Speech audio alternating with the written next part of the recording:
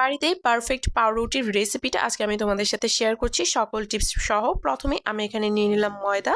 এখানে আমি 3 কাপ ময়দা নিয়েছি। এখান থেকে আমি 2টা পাউরুটি বানিয়েছি। দিয়ে দিয়েছি এখানে স্বাদ মতো লবণ, প্রায় 4 টেবিল চামচের মতো চিনি। আর 3 কাপ ময়দার জন্য এখানে আমি 2 চা চামচ ইস্ট দিয়েছি। ইস্টের পরিমাণ কিন্তু বেশি দেওয়া যাবে না।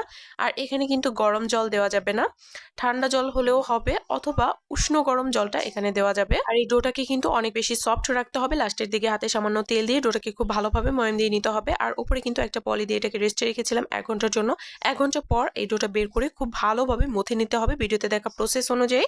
আর তারপর এখান থেকে রুটি বেলে নিতে হবে। একটু লম্বা করে রুটিটাকে বেলে নিতে হবে ভিডিওতে দেখা প্রসেস অনুযায়ী। এটাকে রোল করে নিতে হবে। একটা লম্বা মোল্ড নিয়েছি। এই মোল্ডের মধ্যে এটাকে আমি রেস্টে রেখেছিলাম প্রায় 40 মিনিটের মতো। তারপর উপর দিয়ে একটা ডিমের কুসুম ব্রাশ করে দিচ্ছি। আর তারপর এটাকে এখন বেক করে নিব প্রায় 40 মিনিট থেকে 1 ঘন্টার মতো। আর তারপরে কিন্তু এটা একদম রেডি। একদম লো ফ্লেমে এটাকে বেক করে নিতে হবে।